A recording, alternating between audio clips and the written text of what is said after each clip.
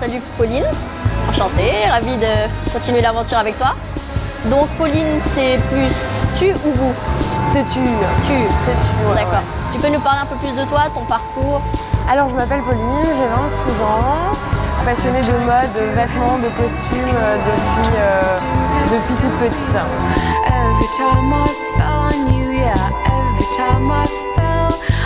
Ton blog, comment ça a commencé, quand, etc. J'ai créé mon blog à un moment où je m'ennuyais dans ma vie professionnelle. Et du coup, cette page internet, c'était pendant plus d'un an, ça a été un petit peu mon chez-moi. Le fait d'être blogueuse, il y a vraiment deux Pauline qui cohabitent en moi. Si tu te voyais en tant qu'ado, qu'est-ce que tu te dirais? Je me dirais quelle petite conne. Quel est le mot que tu n'as jamais compris mais que tu utilises tout le temps? L'amour. T'as quelqu'un dans ta vie? Oui. Et ça te fait comprendre le mot amour? Non, toujours pas. J'ai l'impression que ça change tous les jours. C'est vrai? C'est compliqué, ouais. Shopping compulsif ou raisonné? Non, pas raisonné du tout. C'est des coups de cœur et par exemple pour les chaussures, je suis collectionneuse. J'achète pas une paire de chaussures forcément pour la porter. Ton blog, ça te prend combien de temps? Je dirais que ça me prend 5-6 heures par jour. Et de réussir à appuyer sur la caisse, publier cet article quand il y a mis toi, c'est pas toujours facile en fait. Tu as gagné les Blog Awards en novembre. Ça t'a apporté quoi? Quand j'ai reçu l'invitation et que j'ai vu que c'était à la mairie de Paris, je me suis dit quand même, une soirée à la mairie de Paris, ça ne se rate pas. C'était cool. Qu'est-ce qui fait qu'un blog a réussi? On crée un blog parce qu'on a envie de bloguer et de partager quelque chose avec ses lecteurs et je pense que c'est ça qui fait que ça marche. Il y a des gens qui achètent des vêtements pour les mettre sur leur blog. Moi, j'ai créé un blog pour porter les vêtements que j'achète.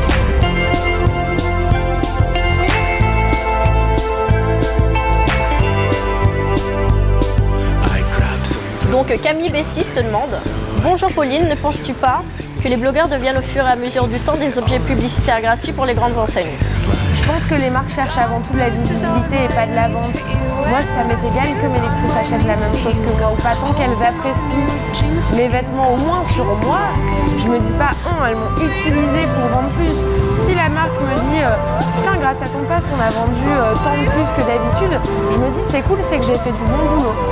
Après, je pense aussi qu'on prête beaucoup plus d'influence aux blogueuses qu'elles n'en ont vraiment. Donc là, c'est la question d'Anne-Gaëlle Denay. Donc bonjour Pauline, comment t'es venue l'idée de créer tes propres cuirs? En fait, il y a cette marque de cuir qui est venue me voir pour les aider à renouveler leur patron et leur modèle avec des choses plus mode, plus tendance. Et de fil en aiguille, plus ça va, plus tout va grand. Et, voilà. Pourquoi Colny Pony? Alors en fait, j'imagine que quand on doit choisir son prénom pour son gamin, ça doit pas être facile. Bah là, c'était dans une moindre mesure, c'était un petit peu ça. Colny Pony, moi je trouve que ça sonne un peu comme une réplique de film. Enfin, je sais pas, voilà, j'aime bien. Et c'est mon copain qui a dessiné le logo. Donc la dernière question qui est de Sophie Quenier. Pauline, dis-moi, pourquoi les modeuses posent-elles toujours les pieds en dedans? On n'est pas des mannequins, moi je sais pas poser. Hein.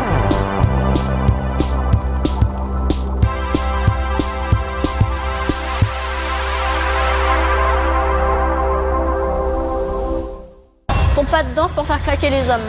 Un booty shake? Tu me montres? Non.